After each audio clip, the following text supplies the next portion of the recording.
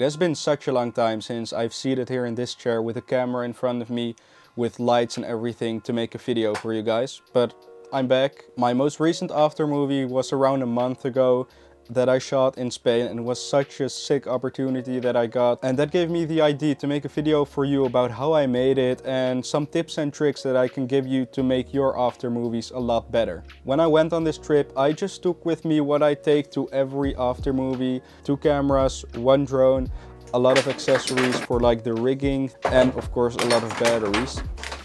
So this way, when shooting an after movie, I actually got 3 types of shots. So I got a drone shot, I got the handheld shots, and I got the gimbal shots. Like when shooting my after movies, there isn't a lot of emotion in the gimbal shots. Like when I'm shooting people and everything, I just do it handheld. You'll get like more into the moment, but with a gimbal you won't have that as much. So gimbals are more for like the set piece. The handheld is more for emotional stuff. So people laughing, dancing or talking with each other. You get like more of a feeling when you shoot that handheld. And drone, of course, the same as gimbal. It's like more of a cool type of shot, you know? So it's more to show the set piece, or maybe show like how many people there are from above. If I have to like break it down on how much I use which, like more than half of the shots are handheld, and some cool shots with like dynamic movements are with the gimbal. Most of the time I have like 2, max 3 drone shots in an after movie. 1 for the intro, 1 for the outro, and maybe 1 like in the center somewhere to just show where we are again. So yeah, that's how I shoot the after movies, and I got like a couple rules when it comes to shooting them. I try to shoot as much as possible because much more content is better than less, and also shoot quality. So as I said, don't shoot the backsides of people, don't shoot any stupid things that you know you won't use. Mostly people, groups of people, people talking, dancing or doing anything fun. I don't usually wait a really long time with my camera before people do something. Like when I see some people vibing or chilling, I just go up to them and ask, hey, do you mind doing some cool stuff in front of the camera? Most of the time they'll just say yes, because they love seeing themselves into the videos or like doing fun stuff in front of the cameras. So of course after shooting it's time for editing, and I think that's a really fun part of making after movies, because that's really where all the magic happens. Waiting for Premiere Pro to open.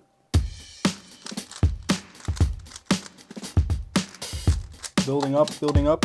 Nice, GG, it opened. Okay, so how I start every after movie is I lay the music down that I discussed with my clients. I just lay down like clips that I think fit with the music and just start with the pacing a bit. So what I have here is I cut away like all the overlays and sound effects for now. Before I laid everything down, I really just started with like these things on top. Like, what do I want to have into the video? So I laid like everything down till I had like some kind of rough cut sync to the music of this whole video. Once you have laid everything down, it's time to filter. With filtering, what I mean with that is, does this shot fit here? And is there any shot that could fit better? So yeah, that's where I started with the intro, and then I was looking for shots of the resort that I could place in there. I just lay everything down and I look at it over and over again to see, are there any shots that could be better? If everything is really good, like great, I can go to the next part of editing,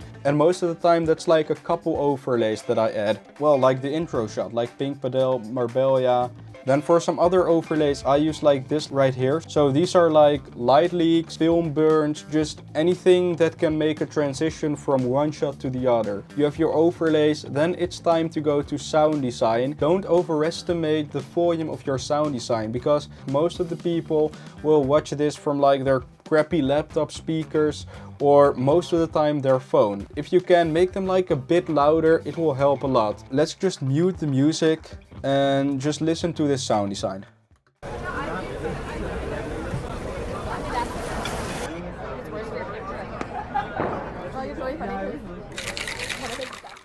If you look at the sound design without any music, it really sounds kind of fake. Like if you pair it with your music well enough, people won't notice, and it will add like some kind of layer above your video. And sound design can make your videos like go from this to this. and it just takes you into the video right away. And that's why sound design is just so great. For now, to give you like a quick glance at my sound design, most of the time it's just ambient sound like wind or water. It's people that are either talking or screaming or laughing, and of course like some whooshes, some risers, some reverse shards. If you have any more questions or if I skipped something that you want to discuss, please let me know in the comments down below. I'll just respond to it, and I'll see you guys in the next video.